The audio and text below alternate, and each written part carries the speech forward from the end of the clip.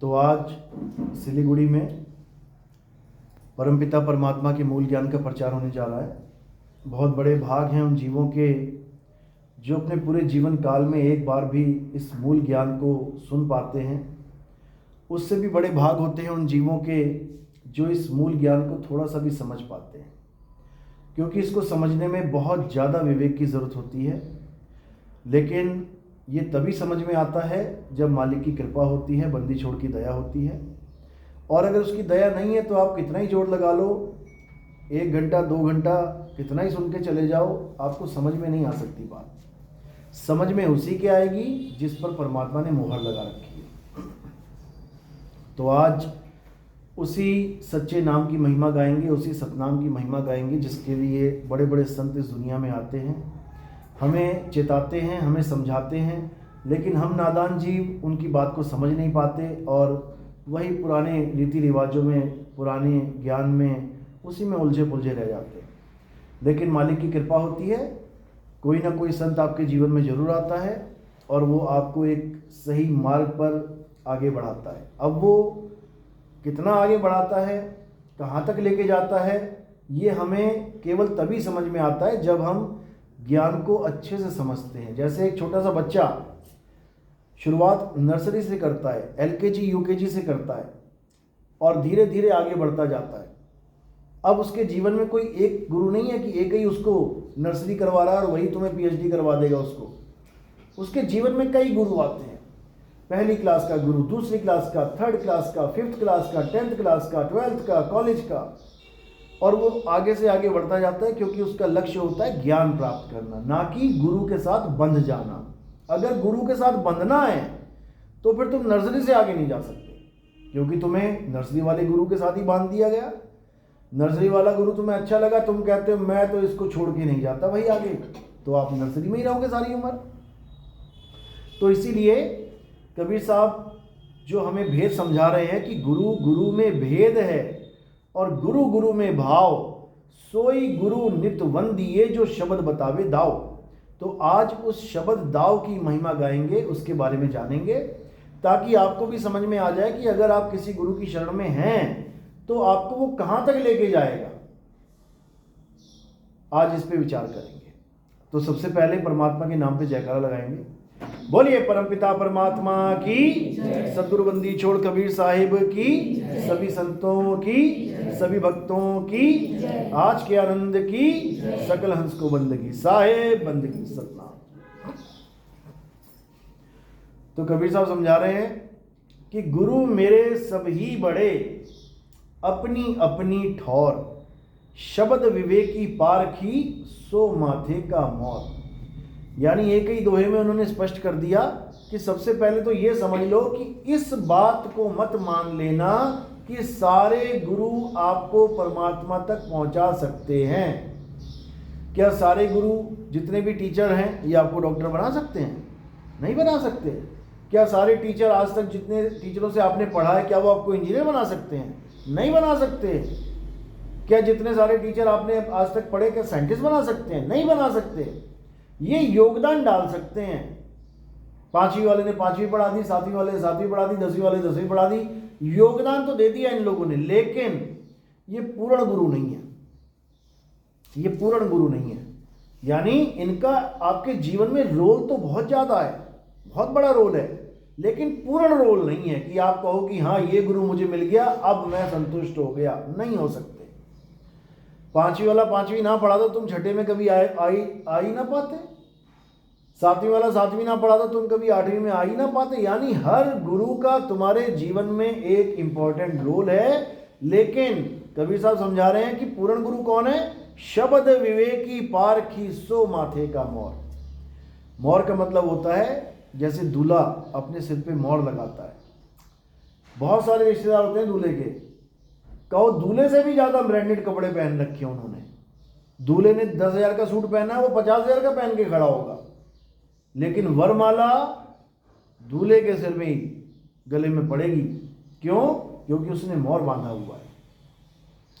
इसी प्रकार गुरु चाहे कोई भी हो, जो सिर पे धारण करने लायक है वो केवल शब्द विवेकी पारखी गुरु है। इन तीनों को अच्छी तरह याद रखो। शब्द, विवेकी, पारखी। ये होता क्या है? शब्द, विवेकी, पारखी। शब्द तो सारे दे रहे हैं, हर गुरु कह रहा है मुझसे शब्द ले लो, मुझसे शब्द ले लो, मुझसे नाम ले लो, आओ नामदान दे देते हैं, हर गुरु कह रहा है और हम ले भी रहे हैं। जो गुरु दे रहा है हम ले भी रहे हैं, तो फिर आगे विवेकी की जरूरत कहां से पड़ गई? शब्द, विवेकी, पारखी। गुरु जी ने कोई भी नाम दिया आपको, A to Z आपने ले लिया। अब इसमें विवेक की जरूरत, परख की जरूरत पड़ी कहां? विवेक और परख क्या होता है ये भी समझ लो। विवेक का मतलब होता है सत्य असत्य का निर्णय करने वाला। जो सही और गलत का निर्णय करे उसको विवेक कहते हैं कि ये बड़ा विवेकी है, ये हर बात का निर्णय करता है। और पारखी कहते हैं परख करने वाले को, कि ये चीज़ असली है कि नकली है। यानी वो पक्षपात, पारखी कभी पक्षपात नहीं करता, वो तो परख करता है। सुनार के पास कोई सोने की अंगूठी देने आया और कहता है इसका मुझे पैसा दे दो, वो ये नहीं देखता कि चाचा आया, चाची आई, मामा आया, मामी आई, भाई आया, बहन आई। वो क्या करता है? बिना पक्षपात किए वो केवल ये देखता है कि कितना इसमें अशुद्धि है और कितनी शुद्धि, परख करता है वो उस चीज़ की। तो इसी प्रकार शब्द, विवेकी, पारखी, सो माथे का मौर, और गुरु मेरे सभी बड़े, अपनी अपनी ठौर। सब गुरुओं को सलाम है, सब गुरुओं को बंदगी है, लेकिन हमें यह पता करना पड़ेगा कि जिस गुरु की शरण में मैं जुड़ गया हूं वो कहां तक उसकी ठौर है, वो कहां तक लेके जा रहा है मुझे। पांचवी वाला पांचवी तक ही रहेगा, छठी तक नहीं पहुंचा सकता तुम्हें कि छठी में पढ़ाने लग जाए वो तुम्हें, उसका अलग टीचर मिलेगा। तो हमें परख करनी है शब्द की, हमारे गुरु ने हमें क्या शब्द दिया है। अब शब्द की परख कैसे करेंगे? हमें क्या पता शब्द की परख कैसे होती है? जो गुरु जी ने दिया हमने ले लिया, अब उसमें हमारा क्या रोल रहा? हम तो जपने के लिए बैठे। गुरु जी आप राम कहोगे राम जपेंगे, आप श्याम कहोगे श्याम जपेंगे, आप ज्योति निरंजन ओंकार कहोगे ज्योति निरंजन ओंकार जपेंगे, आप कुछ भी कहोगे वो जपेंगे। राधा स्वामी वाले राधा स्वामी दे देंगे, तुम राधा स्वामी जपोगे, उसमें तुम कुछ कर ही नहीं सकते, तुम्हारा रोल ही नहीं है। तो शब्द, विवेकी, पारखी क्या चीज है इसको समझो। शब्द कितने प्रकार का होता है? शब्द 4 प्रकार का होता है। इस पूरे ब्रह्मांड में, सारी गुरुवाई में शब्द 4 प्रकार के ही होते हैं। पहला प्रकार का जो शब्द होता है उसको कहते हैं जाप, जो आप अपने मुख से जप रहे हो। कोई भी नाम दे दिया किसी गुरु ने, बोलने, लिखने, पढ़ने वाला, उसको जाप कहते हैं। हिंदू बाबा मिल गया तो उसने आपको राम राम दे दिया, वृंदावन वाले बाबा मिल गया वो आपको राधे राधे दे देगा, कोई मुसलमान बाबा मिल गया वो आपको अल्लाहू अल्लाहू करवा देगा, कोई सिख बाबा मिल गया गुरुद्वारे वाला वो आपको वाहिगुरु वाहिगुरु जपवा देगा, कोई ईसाई मिल गया वो हालेलुया जपवा देगा। यानी हर बाबा शब्द के अधीन है। बिना शब्द के कोई बाबा किसी को शिष्य नहीं बना रहा है। और शब्द भी कौन सा दे रहा है? जो उसके धर्म में प्रचलित है। कभी हिंदू गुरु आपको कभी नहीं कहेगा अल्लाहु अल्लाहु जपो, बता दो कोई कहता हो तो। कभी सिख गुरु आपको ये नहीं कहेगा कि तू भाई राधे राधे जप, कभी नहीं कह सकता वो। क्यों? क्योंकि वो सब अपने अपने धर्म के बंधन में हैं। वो सब अपने अपने धर्म के चलाए हुए नामों को आगे बढ़ा रहे हैं, वो किसी और को नहीं जपवाते। लेकिन दे सब जाप ही रहे हैं, राम राम, अल्लाह अल्लाह, वाहिगुरु वाहिगुरु। इसमें समानता क्या है और इसमें भिन्नता क्या है? भिन्नता ये है कि ये सारे नाम अलग अलग दिखाई देते हैं। राम, अल्लाह, वाहिगुरु, गॉड, ये तो हो गई भिन्नता। अब समानता क्या है? समानता ये है कि ये सारे नाम अक्षरों से बने हुए हैं, ये सारे अल्फाबेट से बने हुए हैं। जो हमारी भाषा में 52 अक्षर आते हैं, आ आ ई ई उ का खा गा, ये सारे आप काउंट करोगे तो 52 हो जाएंगे। इन्हीं 52 अक्षरों से सारे दुनिया के नाम बनाए गए हैं। ये समानता है। जैसे एक मैदे से आप मटरी बना लो, मट्ठी बना लो, आप कुछ और आइटम बना लो, मैदे की तमाम चीज़ें बन जाती हैं अलग अलग डिज़ाइन की। अब आप कह रहे हो मैं ये नहीं खाऊंगा, मैं ये खाऊंगा, मुझे डॉक्टर ने मना किया ये खाने से। अरे वो भी उसी से बनी है। मटरी खाने से मना किया डॉक्टर ने, मट्ठी खा रहा है, बनी तो उसी से है, नुकसान उतना ही करेगी। यानी भिन्नता क्या है कि उसके शेप अलग अलग हैं, और समानता क्या है कि वो एक ही तत्व से बनी हुई है, मैदे की सारे पकवान हैं। तो इसी प्रकार जो लोग राम, अल्लाह, वाहिगुरु, गॉड, यहोवा, जितने भी नाम है भगवानों के अलग अलग, ये जिनको अलग अलग मान के बैठ गए हैं, यही अज्ञानता है। असल में ये सारे नाम एक ही हैं, और क्या हैं? जाप हैं। तो कबीर साहब समझा रहे हैं पहले प्रकार का नाम क्या है? जाप। और दूसरे प्रकार का नाम क्या है? अजपा। अजपा क्या होता है? ऐसा गुरु जब मिल जाए जो हमें मंत्र जपने के लिए ना दे, हमारे श्वासों में चलवा दे। जैसे हिंदू गुरु मिल गया, वो क्या कहेगा? बेटा जपो सोहंग, तो श्वास अंदर गई, सो, बाहर छोड़ी, हंग, सो हंग, सो हंग, 24 घंटे चलेगा ये आपके साथ। यानी आप कुछ भी काम कर रहे हो, खा रहे हो, पी रहे हो, घूम रहे हो, लेटे हुए हो, बैठे हुए हो, सांस तो ले ही रहे हो ना। तो श्वास लेते लेते ही नाम चल रहा है, आपको अलग से कुछ जपने की जरूरत नहीं है। जितनी बार सांस लिया उतनी बार नाम जप लिया। इसी को दोहे में, इसी को वाणियों में यूज किया जाता है। श्वासा की माला पे सिमरू में तेरा नाम, यानी श्वासों की माला पे सिमरूंगी मैं, मुंह से नहीं बोलूंगी कुछ भी। मुंह से राम राम अल्लाह अल्लाह ना बोलती मैं, श्वासों में बोलूंगी। हिंदू गुरु मिल गया, सोहंग दे दिया। मुसलमान मिल गया, अल्लाहू, श्वास ली तो अल्लाह, छोड़ी तो हु, अल्लाहू, अल्लाह, वो श्वासों में अल्लाहू अल्लाहू कर रहे हैं। सिख गुरु मिल गया तो श्वासों में वाहेगुरु वाहेगुरु, जैसी सांस ली वाहे, छोड़ा गुरु, वाहे गुरु, वाहे गुरु, यानी दे सब मंत्र ही रहे हैं, श्वासों पे चलने वाला, लेकिन दे अलग अलग रहे हैं। इसलिए लग रहा है तेरे गुरु ने कुछ और दिया है, मेरे गुरु ने कुछ और दिया है। तेरे गुरु ने मटरी दी है, मेरे गुरु ने मट्ठी दी है। अरे दोनों ने एक ही दे दिया, मैदा ही दे दिया। अब ये हो गए दो प्रकार के नाम, जाप, अजपा। अब तीसरा है अनहद। वो कैसे? वो कानों में उंगलियां डाल के हमारे काया के अंदर 5 तत्वों की 5 धुनों को सुनाने का ज्ञान है। ये ज्ञान ज्यादातर उन आश्रमों में चल रहा है जो लोग अनहद नाद को परमात्मा समझते हैं, जो शब्द धुन को परमात्मा मानते हैं, लेकिन वो एक की जगह 5 में फंस गए, 5 शब्दों में अटक गए। अब ये 5 शब्द कहां से आ गए? ये 5 धुनें हैं किसकी? ये 5 धुनें हमारे 5 तत्वों के शरीर की है। आकाश, वायु, अग्नि, धरती और जल, इन्हीं 5 तत्वों से ये हमारी काया बनी है। और हर तत्व का अपना अलग स्वरूप है, उसकी अपनी अलग आवाज है। बाहर बारिश हो रही है तो आप कभी नहीं कहोगे कि बाहर चट्टान टूट के गिर रही है, उसकी आवाज अलग है। जब चट्टान गिरेगी तो उसकी आवाज अलग है, बारिश की आवाज अलग है।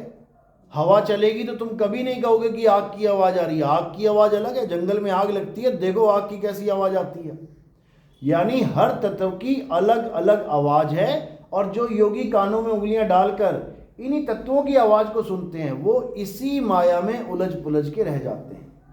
यानी अनहद नाद भी परमात्मा का असली नाम नहीं है। क्यों नहीं है? कारण क्या है?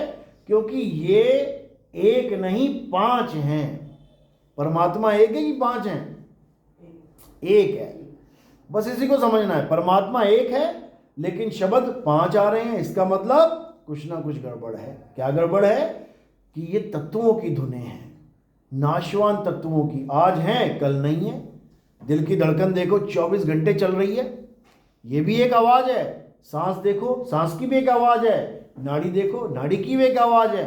लेकिन कब तक? जब तक ये 5 तत्व चलायमान है। जैसे ये शांत हो जाएंगे, खत्म। पानी बह रहा है, देखो कितनी आवाज है। पानी एक जगह रुक गया, अब बताओ पानी की कौन सी आवाज है? हवा चल रही है साए साए करके, समझ में आ रहा है तूफान की आवाज है, और बिल्कुल शांत है, बताओ क्या आवाज है? इसी प्रकार पांचों तत्वों में जो आवाजें हैं और जिसको योगी मान के बैठ गए कि ये परमात्मा की धुन है, ये सब नकली ज्ञान है, ये सब नकल है, ये माया है और इसी माया से परे होना है। तो तीन प्रकार के नाम हो गए, जाप, अजपा, अनहद। अब इन्हीं तीनों में सारे संसार के गुरु अटके पड़े हैं। या तो मंत्रों में अटके पड़े हैं, राधे राधे जप लो, राम राम जप लो। कोई और बड़ा आ गया, भोले शंकर शिव ओम नमः शिवाय जप लो। कोई और बड़ा आ गया, कुछ और नाम लेके बैठा होगा, बड़ा सा मंत्र। मुसलमान आ गया तो अल्लाह अल्लाह में फंसा दिया उसमें। ईसाई आ गया तो गॉड गॉड में लगा दिया। सिख आ गया तो वाहिगुरु वाहिगुरु में। कहने का मतलब दे सभी नाम दे रहे हैं, लेकिन जो असली चीज देने वाली है उसका भेद नहीं जान रहे। ये दे रहे हैं तुम्हें केवल नाम। जैसे पानी का एक नाम है, हिंदुओं ने पकड़ लिया जल, अंग्रेजों ने पकड़ लिया वाटर, साउथ वालों ने पकड़ लिया नीर तोय। अब पानी एक, लेकिन उसके नाम अनेक। जल, वाटर, नीर, तोय, पानी।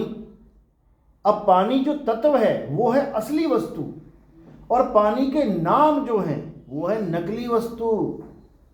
जितना मर्जी गला सूख जाए, आप कितना भी नाम जप लो, पानी पानी, वाटर वाटर, जल जल, ये गला गीला नहीं होगा।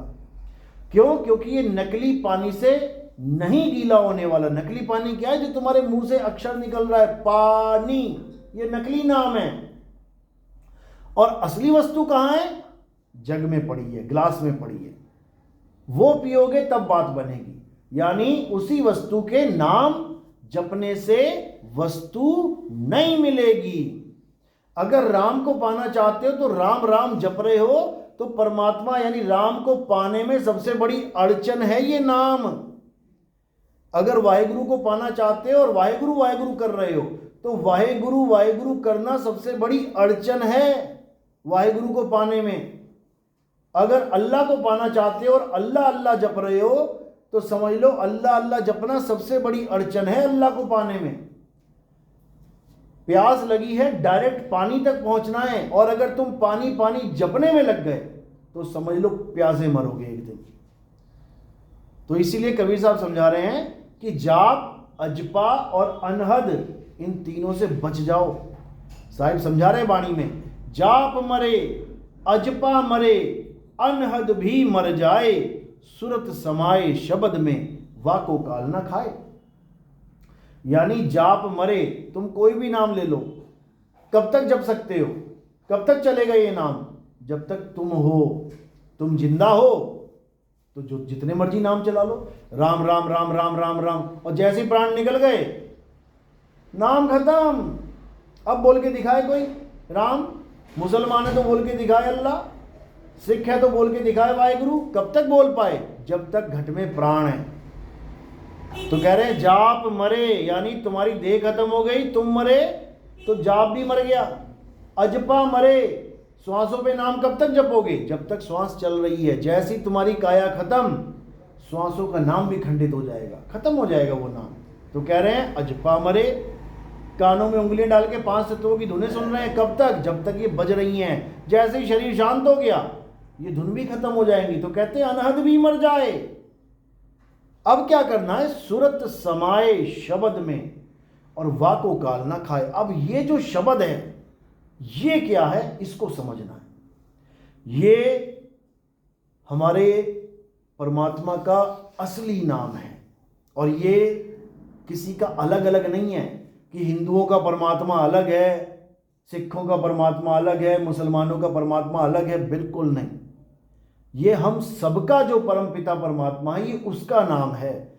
और ये नाम क्या है? ये नाम सत्य है, इसी को सत्य कहते हैं। राम जी का नाम कहते हैं राम नाम सत्य है। अगर राम नाम सत्य है तो फिर हनुमान नाम क्या है? फिर राधे नाम क्या है? सत्य तो एक होता है, सत्य 2 3 4 5 नहीं होते। शिव वाले कह रहे हैं शिव ही सत्य है, राम जी वाले कह रहे हैं राम ही सत्य है, अल्लाह वाले कह रहे हैं अल्लाह ही सत्य है, वाहेगुरु वाले कह रहे हैं वाहेगुरु ही सत्य है। सब अपने अपने नामों को सत्य मान के बैठे, जबकि सारे नाम झूठ हैं। झूठ नाम है ये। झूठे क्यों हैं? क्योंकि ये बनते और बिगड़ जाते हैं, इसलिए झूठे हैं। झूठे क्यों हैं? क्योंकि ये इंसानों ने बनाए हैं, इसलिए झूठे हैं, नकली हैं ये। एक झरना प्रकृति ने बनाया है, बहुत बढ़िया झरना है, लोग जाते हैं फोटो खिंचाते हैं। एक झरना इंसान ने बनाया है, अब जो इंसान ने बनाया है पानी उसमें भी गिर रहा है, और जो प्रकृति ने बनाया है पानी उसमें भी गिर रहा है। लेकिन जब आप देखोगे तो वो झरना कहलाएगा नेचुरल, और ये झरना कहलाएगा कृत्रिम, अप्राकृतिक, नकली, मैन मेड। ये फर्क है दोनों में। तो जो परमात्मा का असली नाम है वो मैन मेड नहीं है, और जो परमात्मा के झूठे नाम है वो मैन मेड है। मैन मेड मतलब जब आदि मानव था, जब इस दुनिया में आदि मानव आए, नंगे धड़ंगे जानवरों की तरह खाने पीने वाले, जानवरों की तरह जंगलों में भटक रहे हैं। जब आदि मानव आया तो कोई भी भाषा नहीं थी, जानवरों की तरह रहते थे। आग जलाना भी बड़ी मुश्किल से सीखा उन्होंने, पत्थर पे पत्थर टकरा के। आग पैदा भी कर ली तब भी उसका नाम नहीं रख पाए कि इसको आग बोलूं, क्योंकि पता ही नहीं है बोलना क्या है, किसको बोलना है, क्या नाम रखना है। धीरे धीरे धीरे धीरे विस्तार हुआ बुद्धि का, तब उन्होंने अपने मुंह से निकलने वाले हर अक्षर की लिपिबद्ध एक रूप बना दिया। आ ई उ, यानी जितने अक्षर निकाल पाए मुंह से उन सबको निकाल के उनका एक फोटो बना दिया कि ये आ है, ये ई है, ये का खा गा है। अब ये सिस्टम केवल हिंदुस्तान में चला, क्योंकि आदि मानव जो हिंदुस्तानी थे वही हिंदी बोल रहे हैं, वही 52 अक्षर को यूज कर रहे हैं। जो अंग्रेज आदि मानव थे उन्होंने क्या किया, उन्होंने अपने मुंह से निकलने वाली हर आवाज को लिखना शुरू कर दिया। ए, हम लोग कहां से शुरू हुए? आ से। वहां वो कहां से शुरू हुए? ए से। ए बी सी डी, हमने कितने अक्षर बनाए? 52 अक्षर। उन्होंने कितने अक्षर बनाए हैं? 26। यानी हमारे आदि मानव की बुद्धि 52 बार चल गई अक्षर बनाने में, और उनकी बुद्धि कितनी चली?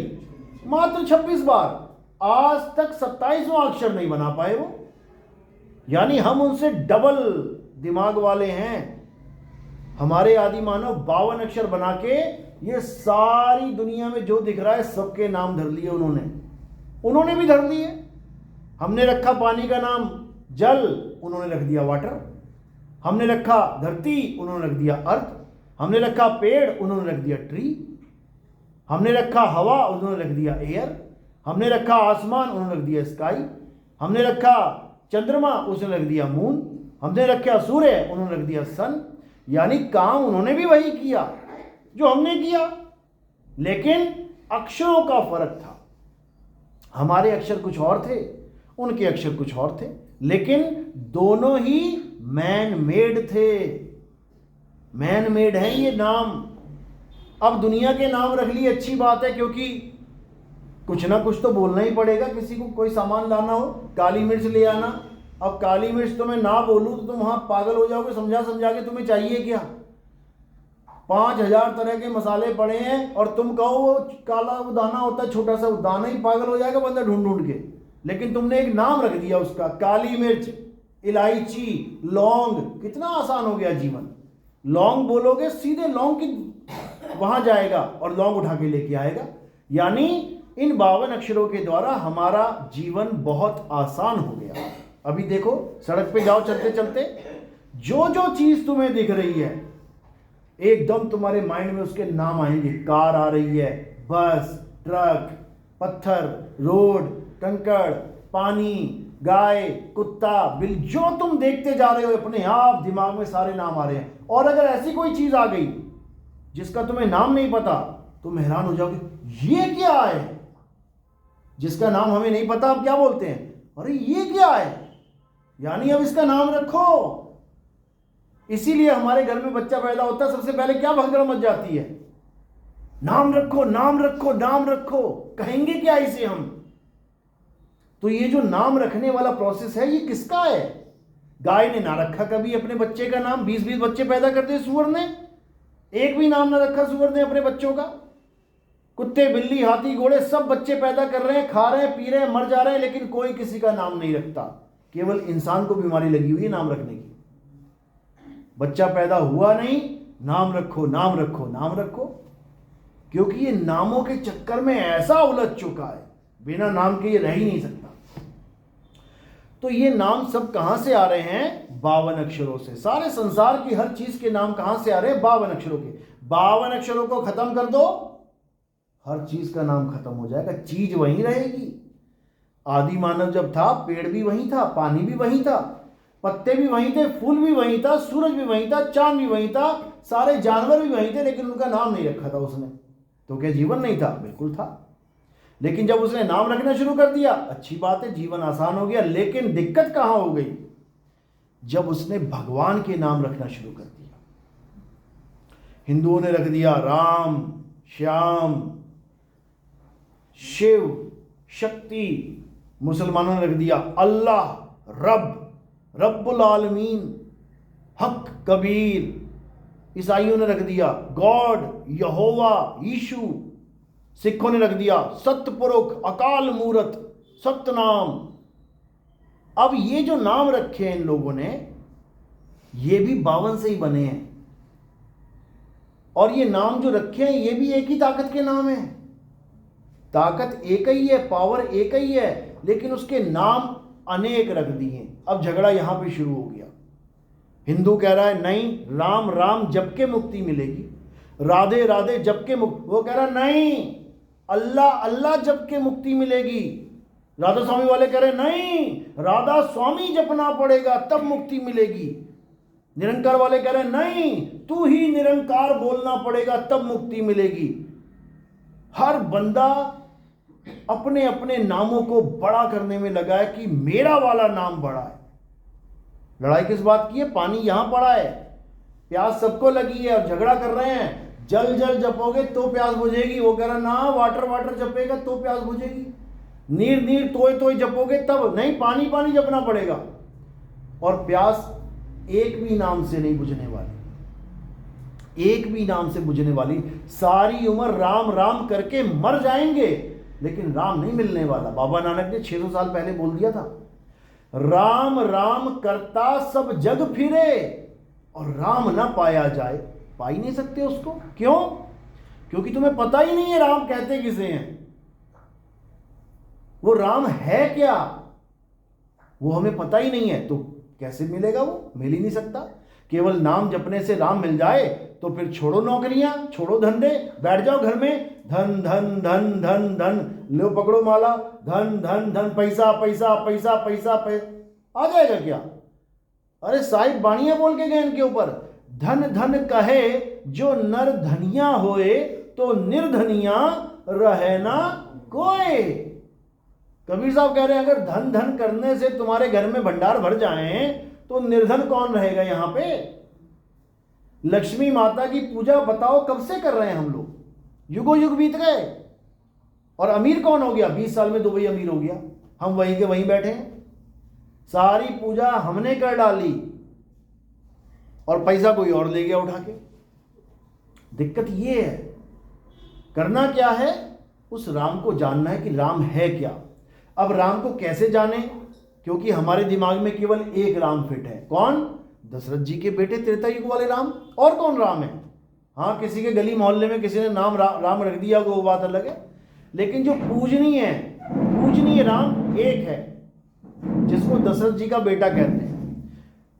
अब इसी में समझ जाना, कबीर साहब दोहा कह रहे हैं, एक राम दशरथ का बेटा, जिसके पीछे लड़ाई चल रही है, अयोध्या में राम मंदिर बनना चाहिए। एक राम दशरथ का बेटा, एक राम घट घट में बैठा, ये दूसरा राम है। एक राम का सगल पसारा, ये तीसरा राम है। और एक राम तीनों से न्यारा, ये चौथा राम है। अब हमें तब समझ में आएगा करना क्या है, जब हम इन चारों रामों को जान लेंगे। ये चारों राम केवल हमारे नहीं, सबके हैं। हिंदू, मुस्लिम, सिख, ईसाई सबके हैं। तो पहला राम कौन है? पहला राम है ये काया। एक राम दशरथ का बेटा। दशरथ का बेटा कौन है? जो तुम्हें दिखाई दे रहा है, जो लोगों को दिखाई दिया, हाँ राम जी आ गए, उनका नाम राम रख दिया। आप हनुमान जी की फोटो देख के कभी नहीं कहोगे कि राम जी की फोटो है। कैसे पहचाना? इस काया से। तो पहला राम कौन है? काया राम। ये तुम्हारी काया भी राम है, तुम्हें देख के लोग पहचानते हैं कि तुम कौन हो। और दूसरा राम कौन है? जो घट घट में बैठा, वो कौन है? वो जीव राम है। जीव कहाँ बैठा है? श्वासों में बैठा हुआ है। देखो किसकी सांस नहीं चल रही है? सबकी चल रही है। यानी दूसरा राम घट में बैठ के काम कर रहा है अपना। अगर वो राम निकल जाए तो ये वाला राम ठंडा पड़ जाएगा। इस वाले राम की वजह से इस वाले राम के काम चल रहे हैं। समझ लो, समझ में आ रही बात? एक राम दशरथ का बेटा काया राम, एक राम घट घट में बैठा, आप सब में बैठा हुआ है, जो सांस चल रही है आपकी। कुत्ता, बिल्ली, हाथी, घोड़ा, कछुआ, जो मर्जी ले लो तुम, वो दूसरा राम सब में बैठा हुआ है। जीव राम कहते हैं जिसको, जीवात्मा। जीवात्मा, सब में जीवात्मा है ना, सब में है। अब तीसरा राम कौन है? एक राम दशरथ का बेटा, एक राम घट घट में बैठा, एक राम का सगल पसारा। ये जितना पसारा आपको दिख रहा है, सिलीगुड़ी में आज से 200 साल पहले जो आया होगा या 100 साल पहले जो आया होगा, अगर उसको आज की सिलीगुड़ी दिखा दे, वो कहेगा बाप रे बाप ये क्या है। अरे यहाँ तो 2 झोपड़ियाँ इधर थी और 2 झोपड़ियाँ उधर थी और पूरा जंगल था। तो ये पसारा किसने डाल दिया? किसने किया ये पसारा? तुम्हारे घर देख लो, तुम्हारे परदादा का घर देख लेना, और तुम अपना घर देख लेना, और आने वाली जनरेशन का घर देख लेना। पापा दादा चले गए झोपड़ी में, तुम आए बिल्डिंग में, और अगला आएगा महल में। ये पसारा कौन कर रहा है? ये तीसरा राम जो अंदर बैठा हुआ है, वो कौन है? मन राम। ये मन राम का बहुत तगड़ा पसारा है। सारे संसार में इसी ने पसारा कर रखा है। जंगल कटवा कटवा के बिल्डिंगें कौन बना रहा है? ये मन ही बना रहा है। अकेले आदमी को दुकेला कौन कर रहा है? मन ही कर रहा है। दुकेले को तिकेला, चौकेला, पंचकेला कितने कर रहे हैं? बच्चे पैदा हो रहे हैं। अकेला आदमी बैठा बैठा बोर हो रहा है तो उसका मन कहता है शादी कर ले, शादी कर लेता है। उसके बाद यहां तक भी नहीं रुकता, उसके बाद आगे पसारा, 1 बच्चा, 2 बच्चा, 3 बच्चा कर रहा है। ये मन का पसारा है, सारा खेल मन का है। तो कह रहे हैं एक राम दशरथ का बेटा, एक राम घट घट में बैठा, एक राम का सगल पसारा, एक राम तीनों से न्यारा। ये जो तीनों से न्यारा राम है, ये कौन है? ये हम सबका पिता है, जिसको परम पिता परमात्मा कहते हैं, जिसका आगे कोई पिता नहीं है। परम पिता, सबका पिता, उसका कोई पिता नहीं है। राम जी के पिता हैं, कृष्ण जी के पिता हैं, हनुमान जी के पिता हैं, सबके पिता हैं, लेकिन परम पिता परमात्मा का कोई पिता नहीं है। उसको जानना है। जब उसको जान जाओगे तो सारा खेल समझ में आ जाएगा, और कुछ नहीं करना है। तो सबसे पहले हमें यह जानना है कि राम है क्या। परम पिता परमात्मा ही असली राम है, जो घट घट में समाया हुआ है। कैसे समाया हुआ है? जैसे 1 लाख घड़ों में पानी भर के रख दो और ऊपर एक चांद आ जाए, रात में देखोगे तो हर घड़े में तुम्हें चांद दिखाई देगा। यानी जो ऊपर है वो अपनी छांव, अपनी परछाई नीचे दिखा रहा है। यानी ऊपर कौन है? परम पिता परमात्मा। नीचे कौन बना हुआ है? ये जीवात्मा। उसी परमात्मा का अंश हर घड़े में दिखाई देगा। इसी को बोला है ईश्वर अंश जीव अविनाशी। यानी ईश्वर जीव नहीं है, ईश्वर जीव से परे है। जीवात्मा हर घड़े में बैठी हुई है, लेकिन जो असली ईश्वर है वो हर घड़े से ऊपर है, वो अलग है, वो बंधन में नहीं है। जीव बंधन में है। ये सारे बंधन, यानी ये जितने भी पिंजड़े हैं, इनके अंदर जीव आत्मा रूपी तोता बैठा हुआ है पिंजड़े में, और ये दिन रात बोल रहा है। आपका तोता आपके पिंजड़े में बोल रहा है, हमारा तोता हमारे पिंजड़े में बोल रहा है। अब इस तोते को करना क्या है? पिंजड़े से मुक्ति दिलवानी है। अब गुरु ऐसा मिल गया जो कह रहा है कि पिंजड़े में ही परमात्मा है। यानी तुम पूछो गुरुजी परमात्मा कहाँ रहता है, अरे बेटा तेरी शरीर में परमात्मा रहता है। अगर ये बोलने वाला गुरु तुम्हें मिल गया तो समझ लो कि तुम फंस गए। ये बिल्कुल वैसा हो गया जैसे किसी कैदी को बोला जा रहा है, अरे बेटा तेरा पिता वो जेल में ही रहता है। तो कैदी की खोज खत्म। कैदी कभी सोच भी नहीं सकता कि मैं जेल से बाहर जाऊं और अपने पिता से मिलूं। वो क्या सोच रहा है, अरे जेल में ही मेरा पिता, मैं भी जेल में, मेरा पिता भी जेल में। सबसे बड़ा अज्ञान है दुनिया का ये। जिस पिता को वो जेल में बता रहे हैं असल वो पिता नहीं है। वो कौन है, वो तीसरा राम है। तीसरा राम यानी दूसरे राम से, यानी तुमसे तीसरे राम की पूजा करवाई जा रही है, मन की पूजा करवाई जा रही है।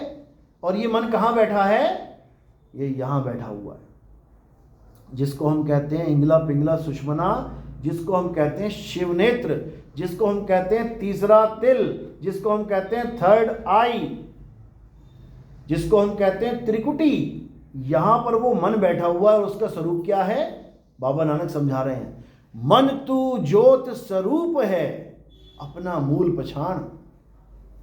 यानी यहां पर जो ज्योत जल रही है, आप देखोगे हिंदू धर्म में टीका लगाया जाता है। टीका क्यों लगाया जाता है, बिंदी क्यों लगाते हैं, लेडीज बिंदी लगाती हैं और जेंट्स टीका लगाते हैं। क्यों लगाते हैं, कारण क्या है, यही कारण है ताकि तुम्हारा ध्यान हमेशा यहां लगा रहे। जब तुम बिंदी लगा लेते हो तब क्या होता है, ना चाहते हुए तुम्हारा ध्यान एकाग्र रहता है यहां पर।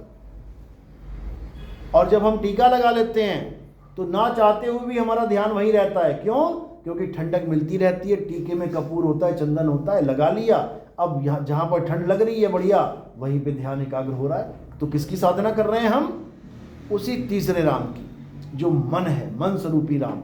और उसी मन की पूजा ब्रह्मा विष्णु महेश जी, गौरी गणेश जी और जितने देवी देवता हैं, ये सब उसी की पूजा करते हैं। उस मन का नाम क्या है असली, उसका नाम है अलख निरंजन। नाम सुना होगा, अलख निरंजन। कौन है ये, कभी फोटो देखी इसकी, कभी इसके बारे में सुना है कि कोई स्टोरी, जैसे राम जी, कृष्ण जी, हनुमान जी की स्टोरीज हैं, हमें काफी स्टोरीज आती। हाँ बोलते थे, लेकिन है कौन।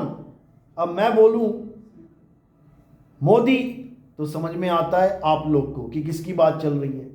अब साउथ अफ्रीका वाले हबशियों को क्या पता जंगल में जो बैठे हैं किसका नाम है ये, वो तो केवल सुन रहे हैं कि मोदी बोला, लेकिन वो जानते नहीं है कि मोदी है कौन।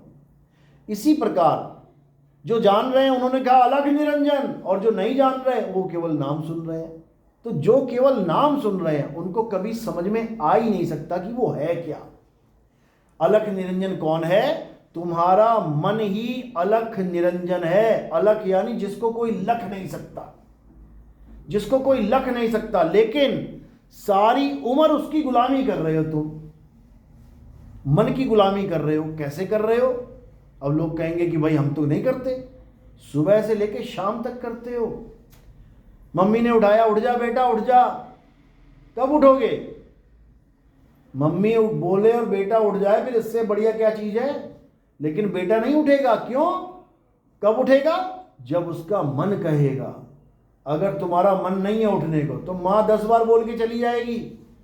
तुम माँ की गुलामी नहीं कर रहे हो, तुम किसकी गुलामी कर रहे हो, अपने मन की। मन कह रहा है अरे सो जा भाई, कोई बात नहीं, बोलते रहते हैं, जाने दे इसको, तो तुम सो जाओगे। और जब मन कहेगा अरे उठ भाई टाइम हो गया, एकदम उठ जाओगे। किसकी गुलामी करी, मन की। तुम नहाने जा रहे हो, वॉशरूम जा रहे हो, तुम साबुन लगा रहे हो, शैम्पू लगा रहे हो, कौन सा लगा रहे हो, 50 शैम्पू 50 साबुन पड़े थे दुकान में, लेकिन तुमने कौन सा उठाया, जो तुम्हारे मन को भाया, तुम्हारा मन पसंद, जो तुम्हारे मन को अच्छा लगेगा, तुम्हारा हाथ ऑटोमेटिकली वहां जाएगा। और जो तुम्हारे मन को अच्छा नहीं लगता तुम उसको उठा भी नहीं सकते।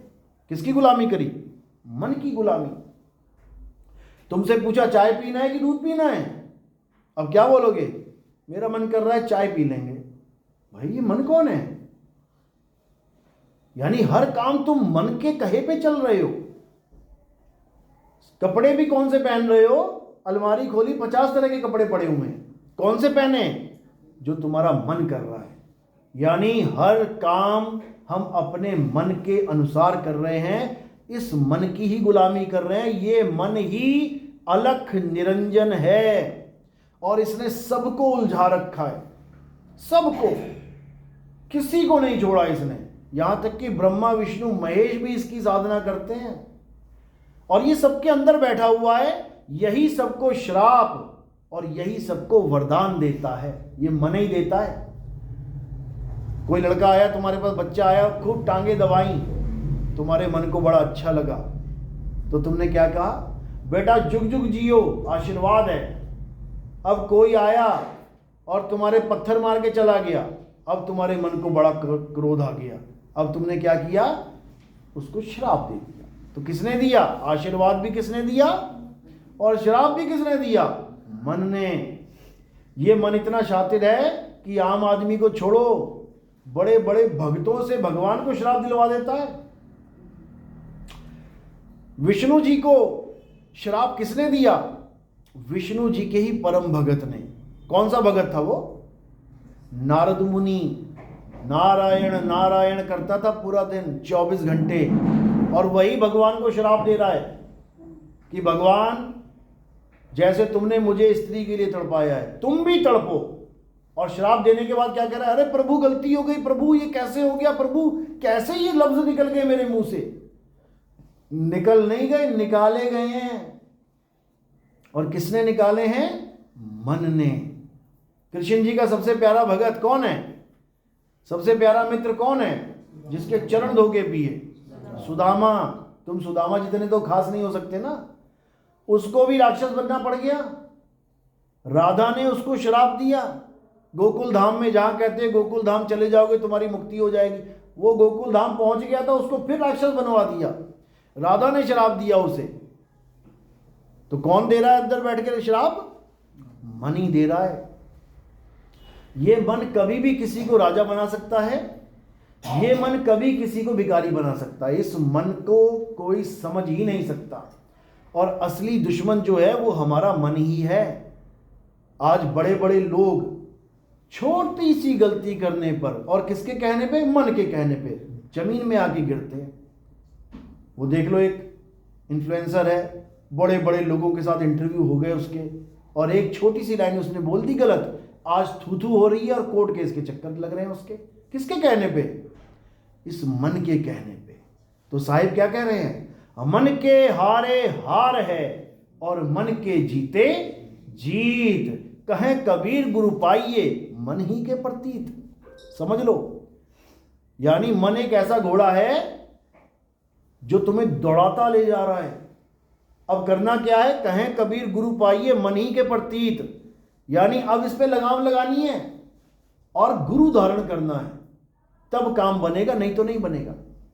तो इसी मन से बचाने के लिए परमपिता परमात्मा संतों को भेजते हैं कि तुम बच जाओ इस मन से, क्योंकि ये मन इतना शातिर है कि तुम्हें जन्मों जन्म अलग अलग योनियों में भटकाता है। यही मन तुम्हें आज कहां लेके आया है? इंसानी जन्म में। और यही मन तुम्हें कल कहां लेके जाएगा? नाली का कीड़ा बना देगा, जंगल में पैदा करवा देगा, ये सुअर कुत्ते बिल्ली हाथी घोड़े कॉकरोच मच्छर बनवा देगा। यही मन इतना शातिर है। तुम प्योर वेजिटेरियन हो, लेकिन जब मन बुद्धि भ्रष्ट करेगा तुम जाके मटन खाओगे, चिकन खाओगे। आज ब्राह्मणों का हाल ये है, मटन चिकन खा खा के रेट बढ़ा दिए इन्होंने। किसके कहने पे? मन कर रहा है, आज मन कर रहा है दारू पी ले, आज मन कर रहा है चिकन खा ले। तो साहिब समझा रहे हैं, मन जाता है तो जाने दे और तू थाम के राख शरीर, उतरा पड़ा कमान से क्या कर सके तीर। यानी अब अपने मन पे दृष्टि डालो, विचार करो कि ये करना क्या चाह रहा है। ये सारा खेल खत्म तो नहीं करने जा रहा मेरा, क्योंकि मृत्यु से पहले पहले, यानी शरीर छोड़ने से पहले पहले, अगर तुमने ये नहीं जाना कि ये मन को मारना कैसे है, तो समझ लो ये अगला जन्म दिलवा देगा तुम्हें, क्योंकि ये कभी मरता नहीं है। माया मरी ना मन मुआ, और मरी मरी गया शरीर। तुम्हारा शरीर चिथड़ा चिथड़ा हो जाएगा। ट्रक आया तुम्हारे ऊपर से चढ़ के चला गया, चिथड़े चिथड़े हो गए तुम्हारे, लेकिन मन नहीं मरेगा। याद रखना, मन मर ही नहीं सकता। इसको मारने का एक तरीका है, वो तरीका ही बताने आते हैं गुरु लोग कि कैसे मारना है इसको, क्योंकि जब तक इसको नहीं मारा तब तक ये तुम्हें जन्म मरण के चक्कर में डाले रखेगा। तो इसी को समझा रहे हैं कि कैसे मारना है। मन को मार गगन चढ़ जाई और मान सरोवर बैठ नहाई। यानी जब भेदी गुरु मिलेगा तुम्हें, तब वो तुम्हें समझाएगा कि मन को मारा कैसे जाता है। अगर तुमने मन को मार दिया तो समझ लो कि तुम्हारा जन्म मरण का खेल खत्म हो गया। अब तुम्हें किसी भी माँ के गर्भ में आने की जरूरत नहीं है। आज तुम इंसान बन के बैठे हो, क्यों? क्योंकि तुम्हारी माँ भी एक इंसान है, उसके 2 हाथ 2 पैर सिर हैं, तुम्हारे भी 2 हाथ 2 पैर सिर हैं, पीठ कंधा। अगर तुम्हें ऐसी मां मिल जाती जिसके 4 पैर 1 पूंछ 2 सींग होते, गाय हो गई, भैंस हो गई, बकरी हो गई, तो तुम्हारे भी 4 पैर 1 पूंछ 2 सींग होते और होंगे आगे जाके।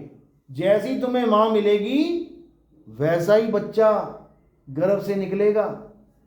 तो शुक्र मनाओ कि अभी हम इंसान हैं और हम ये समझ सकते हैं कि इस जन्म मरण के रोग को खत्म कैसे किया जाए। ये मत सोचना कि तुम्हें जानवर नहीं बनना पड़ेगा। अरे विष्णु जी को बनना पड़ गया। पहला अवतार क्या लिया था? मछली अवतार। तो मछली इंसान थोड़ी नहीं, जानवर ही है। दूसरा अवतार कौन सा लिया? कछुए का अवतार। अरे जानवर ही तो है। तीसरा अवतार वराह अवतार, जंगली सुअर का। अरे जानवर ही तो है। उसके बाद जाके नरसिंह, आधा आदमी आधा जानवर। कहने का मतलब वो ये समझा रहे हैं कि बेटा हमें अवतार लेने पड़ रहे हैं जानवरों के, तुझे भी लेने पड़ेंगे। लेकिन हम नहीं समझ रहे। हम समझ रहे हैं बस हम राधे राधे करेंगे, निकल लेंगे यहाँ से। अरे बड़े बड़े ऋषि मुनि सारी सारी उम्र तपस्या करते रहे और अंत में 84 में चले गए। वो देखो एक कथा आती है भागवत में, एक ऋषि सारी उम्र जिसने लगा दी राधे राधे राम राम ओम नमः शिवाय करते, वेद पढ़ते, हवन यज्ञ करते, बूढ़ा हो गया, मरने वाली हालत हो गई। एक हिरन आ गया उसके आश्रम में, हिरन का बच्चा पाल लिया उसने। अब खूब हरी हरी घास खिला रहा है, पानी पिला रहा है। अच्छा कर रहा है कि बुरा कर रहा है? अच्छा कर रहा है। खूब खिला रहा है, पिला रहा है, खूब सेवा कर रहा है, भजन भी कर रहा है, सेवा भी कर रहा है, भजन भी कर रहा है। लेकिन मोह पड़ गया, प्रेम में पड़ गया। अब भजन, ये नहीं भजन छोड़ दिया, भजन भी कर रहा है, जो करता था कर रहा है। और करते करते करते करते एक दिन हिरण के बच्चे को बांध के भक्ति में बैठा हुआ है, ध्यान लगा रखा है, और एकदम अंत समय आ गया।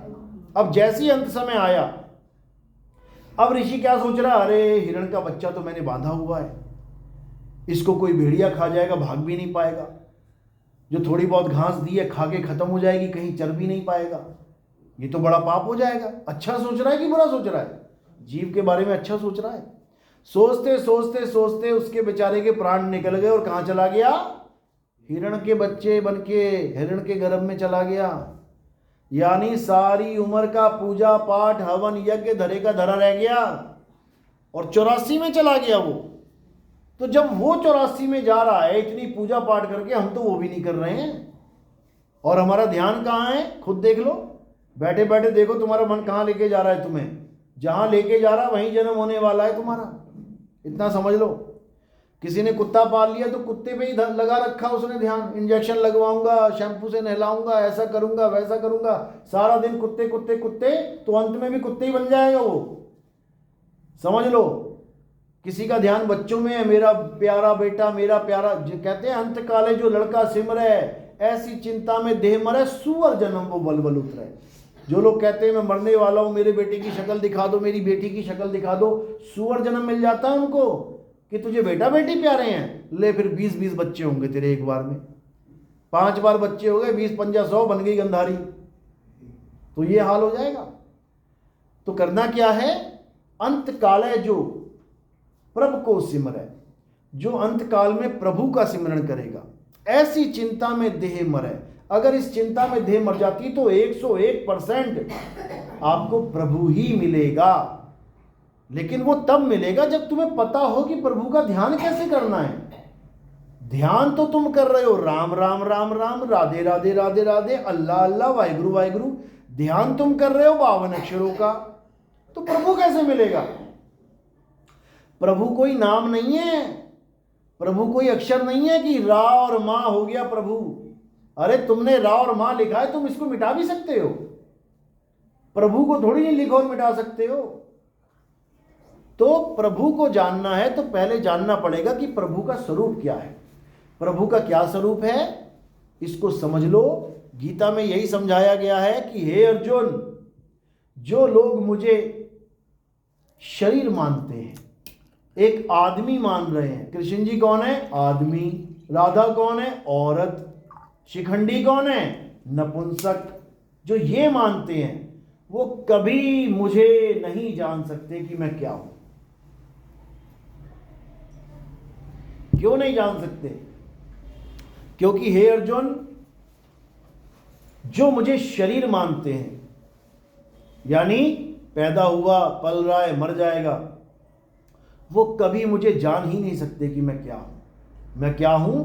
हे अर्जुन, मैं अजन्मा हूं, मैं नित्य हूं, मैं शाश्वत हूं, मैं पुरातन हूं, मैं आत्मा हूं। यानी मुझे गलती से भी शरीर मानने की गलती मत करना। और तुम भी शरीर नहीं हो, आत्मा हो। जो अपने आप को सोच लेता है कि मैं आदमी हूं, मैं औरत हूं, मैं बच्चा हूं, बूढ़ा हूं, जवान हूं, वो असल में अपने आप को नहीं जान रहा। और किसको जान रहा है? अपने शरीर को जान रहा है। समझ लो, आपको जो शरीर धारण करवाया गया है, आज आपको पीली साड़ी में बैठे हो, आज आप लाल साड़ी में बैठे हो, आज आप काली साड़ी में बैठे हो। अब आप अपने आप को क्या सोचते हो? मैं तो काली हूं, मैं तो पीली हूं, मैं तो लाल हूं। तो यही अज्ञानता है। ना तुम काली, ना तुम पीली, ना तुम लाल। आज तुमने पीली साड़ी पहनी है, कल को सफेद पहन लोगी, परसों को गुलाबी पहन लोगी, फिर कोई नारंगी पहन लोगी, फिर कोई हरी पहन लोगी। यानी तुम वही रहोगी, तुम्हारे कपड़े बदलते रहेंगे। इसी प्रकार हम वही रहेंगे जो हम हैं। कौन है हम? आत्मा। और हमारे कपड़े बदलते रहेंगे। आज आदमी, कल औरत, परसों कुत्ता, बिल्ली, हाथी, घोड़ा, सूअर, मछली, मक्खी, मच्छर, खटमल, कीड़े मकोड़े। शरीर बदलते रहेंगे, लेकिन तुम नहीं बदल सकते। तुम वही हो जो तुम हो। बस तुम्हें वो जानना है कि मैं हूं क्या। तो अध्याय 2 जरूर पढ़ो। गीता का अध्याय 2 अगर आपने पढ़ लिया, बाकी गीता नहीं भी पढ़ोगे चलेगा, बिल्कुल चलेगा। क्योंकि बाकी गीता का ज्ञान जो है वो सार से हटके है। अध्याय 2 सार ज्ञान है, गीता का सार है। और उस सार ज्ञान में क्या समझाया गया है कि तुम अपनी आत्मा को जान लो कि तुम एक आत्मा हो। तुम्हारा ना तो कभी जन्म होता है, ना ही कभी मृत्यु होती है। समझ लो, आज तुम इस दुनिया में आए हो जिस मां के गर्भ में, इसका मतलब ये नहीं कि आज तुम्हारा पहला जन्म है। तुम पिछली मां के गर्भ से निकल के कर्म करके मर के फिर अगली मां के गर्भ में आए हो, तभी तो तुम्हें सुख और दुख भुगताए जा रहे हैं। छोटा सा बच्चा पैदा हुआ, किडनी फेलियर हो गया। छोटा सा बच्चा पैदा हुआ, दिल में छेद हो गया। अब उसने ऐसा कौन सा कर्म किया भाई कि उसका दिल में छेद हो गया, किडनी फेल हो गई, फेफड़े गल रहे हैं? क्यों? उसने ऐसा कौन सा कर्म किया? कर्म का भुगतान कैसे मिल रहा है उसको? पिछले जन्मों का। तो इसी प्रकार पिछले जन्मों के सारे कर्म करते करते आज हम इस संसार में आए हैं, और सारे कर्मों के भार हमारे सिर के ऊपर ही हैं। कुछ नहीं पता कब किसको चलते चलते लकवा मार जाए, कब किसका एक्सीडेंट हो जाए, पैर कट जाए, कब किसकी दोनों आंखें चली जाएं, कब किसका शरीर जल जाए, गल जाए। कुछ नहीं पता इस संसार में। ये संसार इतना खतरनाक है जितना तुम सोच भी नहीं सकते। तुम्हारी सोच से परे खतरनाक संसार है ये। सोचो, अभी युद्ध हो जाए ना, अभी एक बम गिर जाए तो चिथड़े ही चिथड़े दिखेंगे तुम्हें चारों तरफ। तुम कहोगे बाप रे बाप, कहां आ गया मैं। अभी सब कुछ शांत है तो लग रहा है बस यही है, एक मकान बनाए दूसरा भी बना लूं, तीसरा भी बना लूं, राजपाट कर लूं, राजा बन जाऊं यहां का। और जब यहां मिसाइलें गिरने लग जाएंगी ना, तो सिर छुपाने के लिए भागोगे, कहां फंस गया, हे भगवान ले चलो मुझे यहां से। समझ लो, ये इतना खतरनाक जंगल है जिस जंगल में हम आ चुके हैं, बस हमने क्या कर दिया है, जंगल को शहर बना दिया है। आदि मानव जब आए थे जंगल में आए थे, एक झोपड़ी तक नहीं थी, लेकिन आज देखो बिल्डिंगें बनी हुई है, कोई छोड़ने को तैयार ही नहीं है। सब कह रहे हैं यही रहेंगे, यही है असली घर, यही है अपना धाम। लेकिन ये अपना घर नहीं है, कुछ समय के लिए मिला है। तुम 100 मंजिलें भी बना लोगे ना, तब भी छोड़ के जाना पड़ेगा तुम्हें। और ये मत सोचो कि तुम नहीं जाओगे, तुम भी जाओगे। रोज देख रहे हो कोई ना कोई निकल रहा है, अटैक आ रहा है, मर रहा है, वीडियो देख रहे हैं, नासी नासी लड़की गिर गई। हम भी गिर जाएंगे एक दिन। अब कोई कहे कि हाँ सबने गिरना है, अरे गिरना सबने है, लेकिन तुम करने क्या आए हो इस दुनिया में वो तो जान लो। मरना सबने है, लेकिन काम क्या करने आए हो? मरने से पहले क्या काम ऐसा कर लो कि तुम्हारा जन्म सफल हो जाए, वही नहीं पता किसी को। हिंदू राम राम जपने में लग गया, राधे राधे ओम नमः शिवाय जपने में लग गया, मुसलमान अल्लाह अल्लाह करने में लग गया, नमाजें पढ़ने में लग गया, सिख वाहिगुरु जपने में लग गया, वो ईसाई चर्च में जाके जपने में लग गया। ये जपने अपने का वाला काम नहीं है। क्या करना है? अपनी आत्मा को जानना है। जैसे ही आपने अपनी आत्मा को जान लिया तो आपको क्या होगा?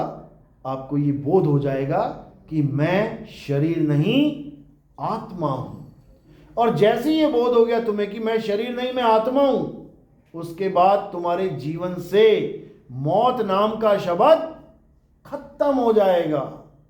उसके बाद तुम कभी मरोगे ही नहीं। कबीर साहब समझा रहे हैं वाणी में, हम ना मरिब मरिब संसारा, हमको मिला जियावन हारा। कबीर साहब कह रहे हैं अब मेरी मौत नहीं हो सकती, मैं मर ही नहीं सकता कभी। क्यों? क्योंकि मेरे गुरु ने मुझे आत्मा का ज्ञान दे दिया। मैं समझ गया कि मैं आत्मा हूं। जब तक मैं नहीं समझा था कि मैं आत्मा हूं, मैं अपने आप को आदमी, अपने आप को औरत, अपने आप को बच्चा बूढ़ा जवान मान रहा था। मेरे दिमाग में ये फीड कर दिया गया कि बेटा ये तेरी डेट ऑफ बर्थ है और एक दिन तू मर जाएगा। यही सबसे बड़ा झूठ है इस संसार का। लोग कहते हैं सबसे बड़ा सच क्या है? मौत सबसे बड़ा सच है। मौत सबसे बड़ा झूठ है इस संसार का। कोई मरता ही नहीं है, कोई कभी नहीं मरता। अगर मरी जाए तो स्वर्ग कौन जाए, नरक कौन जाए? मर ही गया तो जाएगा कौन? जा रहा है, इसका मतलब मरा नहीं है, मरा नहीं है। एक धोखा है आंखों का कि देखो मर गया, मरा नहीं है। उसको तो यमदूत ले जा रहे हैं मार मार के। मर ही गया होता तो यमदूत मार किसको रहे हैं? यही समझना है। कोई नहीं मरता। मरने का मतलब क्या है? सोया मोया एक बराबर। जैसे आप सोते हो, जब आप सोते हो तो क्या होता है? आप आराम से चादर तान के सो गए। अब दुनिया देख रही है आप सो गए, लेकिन क्या आप सो गए? कभी नहीं सोते। उसी वक्त तुम दूसरी दुनिया में प्रवेश कर जाते हो। अब क्या दिख रहा है तुम्हें? हाथी आ रहा है सामने से, शेर आ रहा है दहाड़ता हुआ, तुम पानी में गिरे हुए हो, तुम बचाव बचाव कर रहे हो, तुम्हें कुएं में फेंक दिया। अरे तुम तो सो रहे हो, तुम तो सो रहे हो, तुम कुएं में कैसे गिर गए? क्योंकि तुम सो नहीं रहे हो। सो कौन रहा है? तुम्हारा शरीर सो रहा है। और तुम क्या कर रहे हो? तुम कुएं में गिरे पड़े हो, बचाव बचाव कर रहे हो। इसी प्रकार जब आदमी मरता है तो मरता नहीं है, वो शरीर मरता है। जो शरीर सोया था वही शरीर मर गया। तुम कुएं में थे, अब तुम नरक में गिरोगे जाके, मरे नहीं तुम।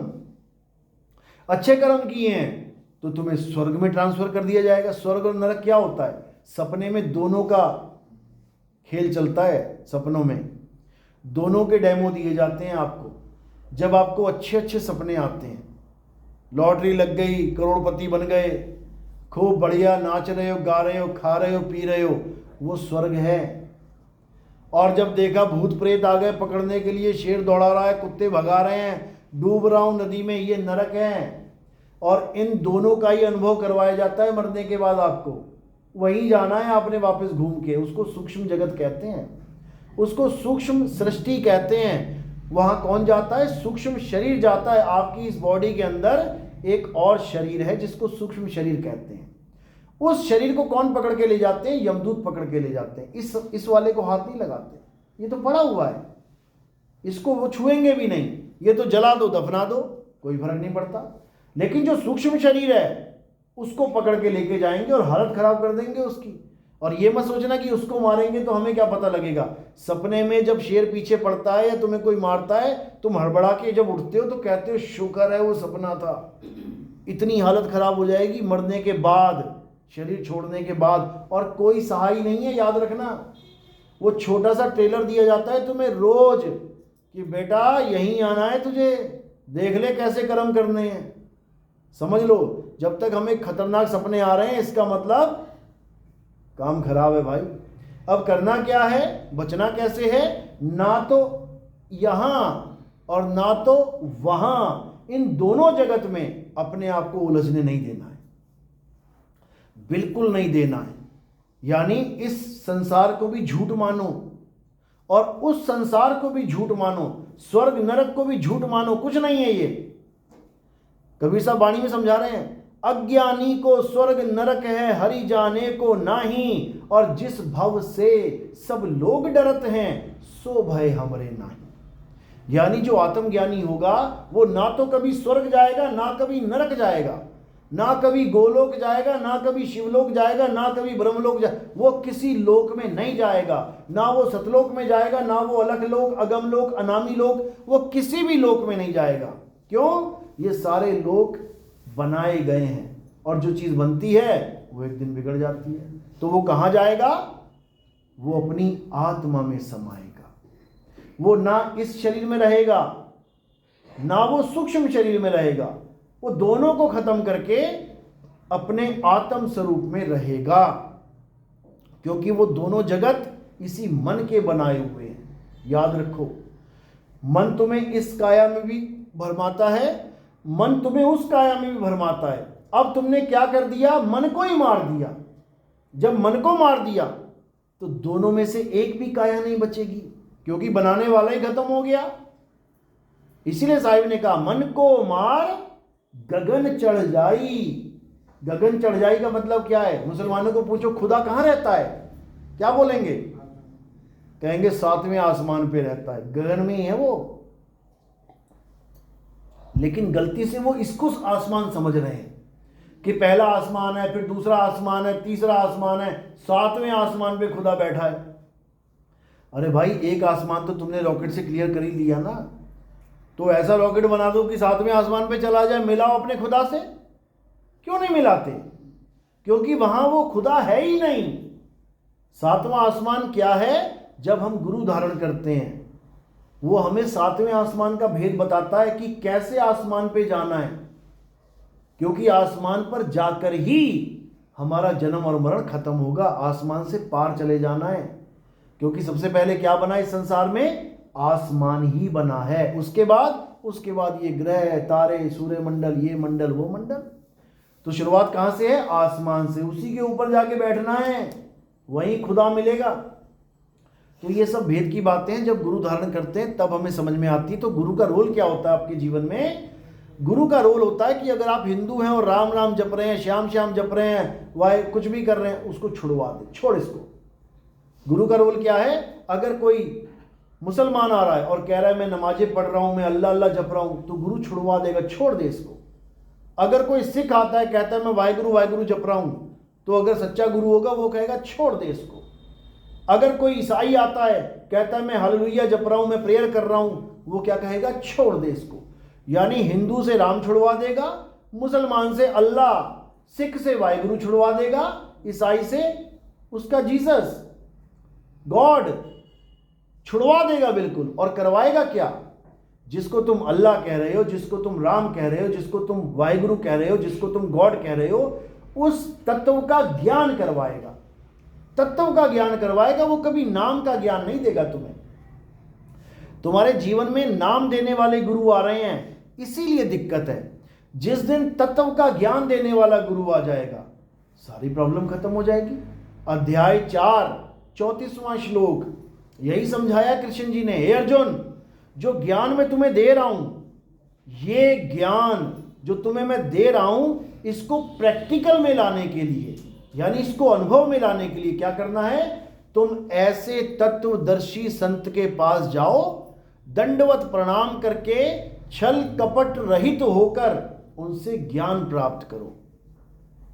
स्वयं भगवान सामने खड़े हैं, अर्जुन को ज्ञान दे रहे हैं, तो तत्वदर्शी के पास जाने की क्या जरूरत है। लेकिन उन्होंने आदेश दिया कि जो मैं ज्ञान दे रहा हूं तुम्हें, वो तुम्हें तत्वदर्शी लखाएगा। मैं तुम्हें समझा रहा हूं आत्मा आत्मा, लेकिन मेरे कहने पर भी तुम समझ नहीं सकते। जैसे मैं तुम्हें कहूं करंट करंट करंट, मेरे कहने पर सुनने पर भी आप समझ नहीं सकते करंट कैसा होता है, जब तक उस करंट में आपकी उंगली ना लग जाए।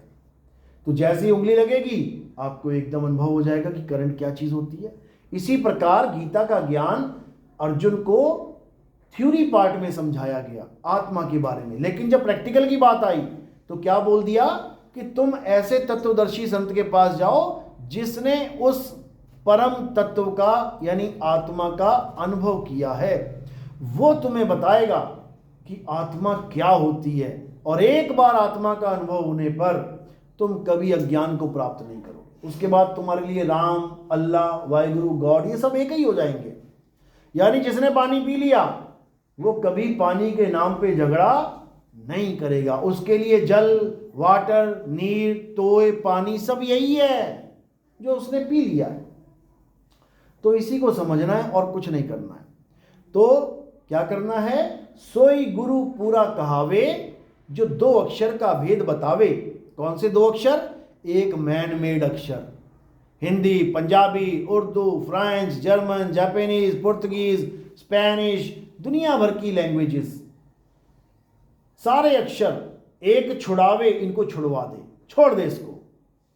अब क्या करे, एक लखावे, यानी जिसके ये नाम हैं, जिस तत्व के ये नाम रखे गए हैं, राम, अल्लाह, वाहिगुरु, गॉड, खुदा, उस तत्व का लखाव करा दे।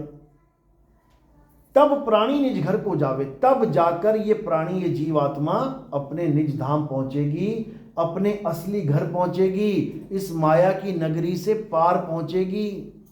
तो कह रहे हैं सोई गुरु पूरा कहावे, दो अक्षर का भेद बतावे, एक छुड़ावे, जो इंसानों ने नाम बनाए हैं ये सब छुड़वा देवे, एक लखावे यानी तुम्हें तुम्हारी आत्मा का ज्ञान करा देवे। तब प्राणी निज घर को जावे, तब जाके ये प्राणी की मुक्ति होगी। इसके अलावा और कोई रास्ता नहीं है।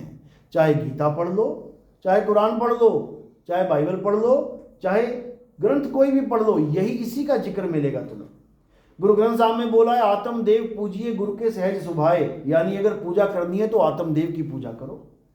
बाइबल में बोला है कि परमात्मा कौन है, द होली स्पिरिट। अब होली स्पिरिट क्या है, होली स्पिरिट का मतलब है पवित्र आत्मा।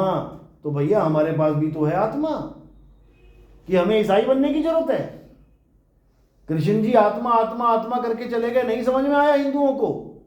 अब जीसस होली स्पिरिट कह रहा है तो समझ में आ रहा है, हिंदू से ईसाई बनते चले जा रहे हैं। अरे वही आत्मा हिंदुओं के पास भी है, वही ईसाइयों के पास भी है, वही मुसलमानों के पास भी है। उसका नाम रूह रख दिया है, रूह अविनाशी, जिसका रूह फना नहीं हो सकती। अब रूह के पीछे पड़ जाओ। कहने का मतलब वो वस्तु एक ही है, सबके पास है, लेकिन तुम्हें उसका एहसास नहीं है, इसलिए दिक्कत है। तो क्या करना है, अब सबको अपनी आत्मा का ज्ञान लेना है। कौन किस धर्म में है, किस मजहब में है, किस पंथ में है, इससे कोई फर्क नहीं पड़ता। हिंदू को मुसलमान, मुसलमान को सिख, सिख को ईसाई होने की जरूरत नहीं है। क्या करना है, जो मेरी आत्मा है मुझे उसका ज्ञान हो जाए बस। और वो आत्मा कहाँ है, वो किसी मंदिर में नहीं है, वो किसी गुरुद्वारे में नहीं है, वो किसी चर्च में, वो किसी मस्जिद में नहीं है। वो कहाँ है, वो आपके पास है। कबीर साहब समझा रहे हैं, मोको कहाँ ढूंढे रे बंदे, मैं तो तेरे पास में। वो आत्मा बिल्कुल आपके पास है। सबकी आत्मा अपने अपने पास है ना। घर तो नहीं भूला कोई, घर भूला आया, कोई घर नहीं भूल के आ सकता। अपने साथ लेके आए हो, आप अपने साथ लेके आए हो, तभी ये शरीर यहां तक पहुंचा है। अगर आत्मा रास्ते में शरीर छोड़ देती तो तुम यहां पहुंच ही ना पाते। यानी ये प्रूफ है कि आत्मा तुम्हारे पास है, लेकिन कहां है है मेरे पास, तभी तो मेरे हाथ पैर चल रहे हैं, लेकिन है कहाँ? बस इसी का मुझे ज्ञान नहीं है, इसीलिए मेरे पास राम नहीं है, इसीलिए मेरे पास श्याम नहीं है। और जैसे ही मुझे आत्मा का ज्ञान हो गया तो राम, श्याम, हनुमान ये सब भगवान मेरे पास आ जाएंगे, क्योंकि ये शरीर नहीं है, ये आत्मा है। इनको शरीर मत मान लेना कि कृष्ण जी आदमी हैं, वो तो कछुआ भी हैं, वो तो मछली भी हैं, अरे वो तो लड़की भी हैं। भस्मासुर को किसने मारा था? औरत आई थी मारने के लिए। अब तुमको विष्णु जी औरत कैसे बन गए विष्णु जी? वो तो आदमी है। यानी वो आदमी औरत वाला खेल ही नहीं है उनके पास। वो जब चाहे आदमी बन जाएं, जब चाहे औरत बन जाएं। तो उसको क्या कहोगे तुम, आदमी है कि औरत? आदमी वो होता है जो औरत नहीं होता है, औरत वो होती है जो आदमी नहीं होता है। और अगर आदमी औरत दोनों नहीं है उसको नपुंसक कहते हैं। तीन ही कैटेगरी हैं। आदमी वो है जो औरत नहीं है, तो विष्णु जी तो औरत भी बन जाते हैं। अभी जो कुंभ मेला चल रहा है, राक्षसों को जब वो बूंद पिलाने लग गए थे, राहु ने पी ली थी, तो किसने गला काटा था? आदमी ने कि औरत ने? औरत ने। तो तुम कैसे कह रहे हो कि विष्णु जी केवल आदमी है? वो औरत भी है, वो मछली भी है, वो कछुआ भी है, वो वरा भी है, वो सब कुछ है, लेकिन वो कुछ भी नहीं है। वो कुछ भी नहीं है, वो एक आत्मा है। तो जब आपने आत्मा को जान लिया तो समझ लो कि आपने विष्णु जी को जान लिया। आपने आत्मा को जान लिया, समझ लो आपने शिव जी को जान लिया। आपने आत्मा को जान लिया, आपने जीसस को जान लिया। आपने आत्मा को जान लिया, आपने सबको जान लिया। अब कुछ जानने के लिए शेष नहीं है। बस इसी आत्मा का ज्ञान चाहिए। इसी आत्मा का ज्ञान ना होने पर सब झगड़ा कर रहे हैं, सब लड़ रहे हैं, झगड़ रहे हैं, और केवल अक्षरों को पकड़ पकड़ के। सारे अक्षर खत्म कर दो, सारा झगड़ा खत्म हो जाएगा। कोई गॉड नहीं, कोई अल्लाह नहीं, कोई वाहिगुरु नहीं, कोई राम नहीं, कुछ नहीं। अब क्या चलेगा? तत्व ज्ञान। अगर तेरा रब है तो बता रब क्या है। अगर तेरा राम है, बता राम क्या है। अगर तेरा वाहिगुरु है तो बता वाहिगुरु कहते किसे हैं। अब बताओ तत्व ज्ञान। नहीं बता पाएगा। क्यों? क्योंकि नाम में फंसे हुए बचपन से। केवल नामों को भगवान मान के बैठे। जय श्री राम, जय श्री राम। कैसे बोला? आत्मा की वजह से। अल्लाहू अकबर कैसे बोला? आत्मा की वजह से। सत श्री अकाल कैसे बोला? आत्मा की वजह से। हालेलुया कैसे बोला? आत्मा की वजह से। और आत्मा नहीं, अब बोल के दिखा। ना मुंह से राम निकलेगा, ना श्याम निकलेगा, ना हनुमान निकलेगा, ना शंकर निकलेगा, ना माता शेरावाली निकलेगी, ना अल्लाह अल्लाह निकलेगा, ना वाहिगुरु, ना गॉड निकलेगा। यानी सबको निकालने वाला कौन है? आत्मा। तो इसी आत्मा को जानोगे तो सारे नामों से परे हो जाओगे, तत्व ज्ञान में आ जाओगे, और तुम्हारा 100% कल्याण होगा। इसके अलावा सब झूठ है। बात समझ में आ रही मेरी? ऐसा तो नहीं कि कुछ नहीं समझ में आ रहा है, ऊपर से जा रही है सारी बातें। तो जब सत्संग सुनोगे, हमारे सत्संग आते हैं यूट्यूब चैनल पे, कहत कबीर सुनो भाई साधो नितिन दास।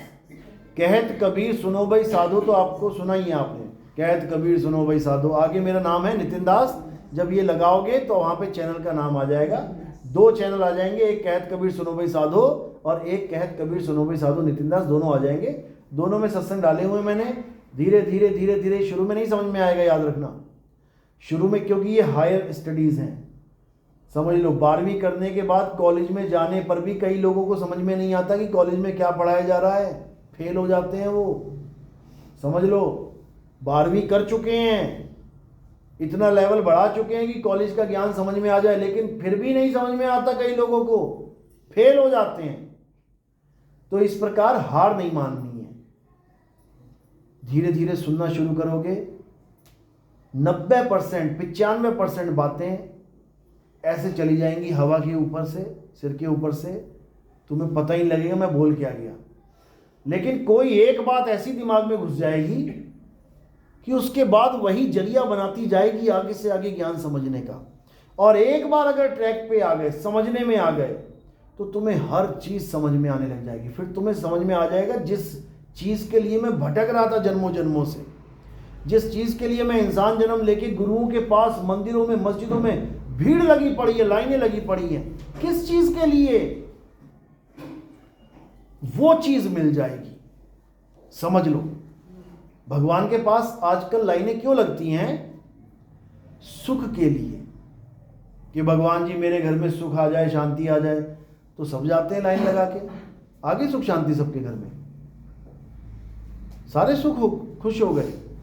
अरे जो भगवान के घर में जा रहे हैं वही रास्ते में एक्सीडेंट होके मर जा रहे हैं। देखो जरा, यात्रा पे बस गई थी और पलट गई और मर गए सारे। बताओ, जिस भगवान के घर में आप अरदास लगाने जा रहे हो पहले ही तुम्हें उठा ले जा रहा है। कुंभ में देखो कितने लोग गए, बेचारे मर गए भगदड़ में। अरे पाप धोने गए थे कि पापों का फल भोगने गए थे? वहां पे पाप कटवाने गए थे कि पापों का फल भोग के मरने गए थे? वहां पे फल ही भुगतवा दिया साथ के साथ ही। ये सब अज्ञानता है। कोई भगवान किसी के पाप नहीं काट सकता। अगर भगवान पाप काटता होता तो बताओ कौन पूजा नहीं कर रहा है? और पूजा करने के बाद फिर भी दुखी हैं, फिर भी पाप नहीं कट रहे हैं, भोगना ही पड़ रहा है। तो कहने का मतलब, ऐसा कोई भगवान नहीं है जो तुम्हारे पाप काटे। पाप काटने के लिए ये शरीर मिला हुआ है, इसी पे कटेंगे सारे पाप। राम जी के अपने पाप नहीं कटे। कैसे? बाली को मारा राम जी ने, बाली ने मरते मरते श्राप दे दिया, जैसे तूने मुझे मारा है मैं भी तुझे मारूंगा। कट गया क्या? अगला जन्म लेना पड़ गया उनको। कृष्ण जी का पैर में तीर मारा बाली ने, तब जाके वो कर्म कटा। समझ लो, विष्णु जी ने नारद के साथ खिलवाड़ किया, कर्म बना लिया, 14 साल भुगतने के बाद वनवास में तब जाके कटा वो। तो भगवान के नहीं कट रहे, तुम्हारे कैसे कटेंगे? नहीं कट सकते। समझ लो। तो क्या करना है? कर्मों से न्यारा हो जाना है, और उसका एक ही तरीका है, गीता में ही लिखा है, हे अर्जुन, ये आत्मा अकर्ता है, ये कभी कुछ करता ही नहीं है, लेकिन इसको भ्रम में डाल रखा है। ये जीवात्मा की बात चल रही है कि जीवात्मा अकर्ता, ये कुछ नहीं करता, लेकिन इसको भ्रम में डाल रखा है। किसने? मन ने, माया ने, 3 गुणों ने, 25 प्रकृतियों ने, कि ये तूने किया, तूने किया, तूने किया। जैसे ये रुमाल उठाया, किसने उठाया? किसने उठाया? हाथ ने उठाया। ये हाथ ने उठाया, ये आत्मा ने नहीं उठाया। ये हाथ, हाथ क्या है? 5 तत्व, 25 प्रकृति, 3 गुण, मन और माया का खेल है। अब ये हाथ ने उठा के कर्म अपने ऊपर लदवा लिया जीव ने, कि मैंने उठाया। जीव नहीं उठा सकता। जीव देख रहा है, मैंने इसको देखा, देख रहा हूं मैं, उठाओ इसको। कैसे तो उठाओगे? मैं इसको उठा ही नहीं सकता। मैं केवल देख सकता हूं, मैं दृष्टा हूं, मैं देख रहा हूं, मैं कुछ कर नहीं सकता। करेगा कौन? हाथ करेगा। चलेगा कौन? पैर चलेगा। मारेगा कौन? ये शरीर मारेगा। मैं ना चलता हूं, ना मैं मारता हूं, ना मैं कुछ करता हूं। यही समझा रहे हैं, हे अर्जुन, आत्मा अकर्ता है, लेकिन मन और माया में ऐसा उलझ गया है कि ये अपने आप को कर्ता मान बैठा है। बाबा नानक समझा रहे हैं कि जब लग जानू मैं हूं कर्ता, तब लग गर्भ जून में फिरता। जब तक मैं अपने आप को कर्ता मान के बैठा हूं कि मैंने ये किया, मैंने ये किया, मैंने, अच्छा तूने किया, चल फिर भोगने के लिए तैयार हो जा। इसलिए अकर्ता होके रहना है। समझाया भी, हे अर्जुन, कर्म कर, फल की इच्छा मत कर। क्योंकि अगर तू कर्ता बन के कर्म करेगा तो तू फल की इच्छा जरूर मांगेगा कि मैंने किया है जी, मुझे फल मिलना ही चाहिए। तो एक तरह से वो कह रहे हैं कि अकर्ता हो जा, कर्म कर, लेकिन फल की इच्छा मत कर। हो गया ना फ्री, बिल्कुल फ्री हो गया। एक किसान ने खेत बोया, बोने के बाद अगर वो ये सोच रहा है कि बहुत अच्छी फसल हो भगवान, फंस गया वो। क्यों? अच्छी फसल नहीं हुई, उजड़ गई, तो क्या होगा? दुखी हो जाएगा। अरे भगवान लुट गया, तबाह हो गया। अब क्या करना है? फसल बो, छोड़ दो। हो गई तब भी तेरी, नहीं हुई तब भी तेरी, हो गए मुक्त। यही एक तरीका है। कर्म करो, फल की इच्छा मत करो। फल की इच्छा करी, फंस गए। एक ही तरीका है मुक्ति का। और अकर्ता भाव में रहना है कैसे? अपनी आत्मा को जान के। जिस दिन आपने जान लिया कि मैं कौन हूं, उस दिन आप मुक्त हो जाओगे। अब आपको कुछ करने की जरूरत नहीं है। अब एक फ्लो के साथ बहते जाओ, यानी संसार में जो हो रहा है उसके साथ बहते जाओ, कर्म करते जाओ, जिम्मेदारियां निभाते जाओ, और उसके बाद अकर्ता होके मुक्ति को प्राप्त कर लो। बस सिंपल, इतनी सी बात है। चलो, तो आज का सत्संग यही समाप्त करते हैं।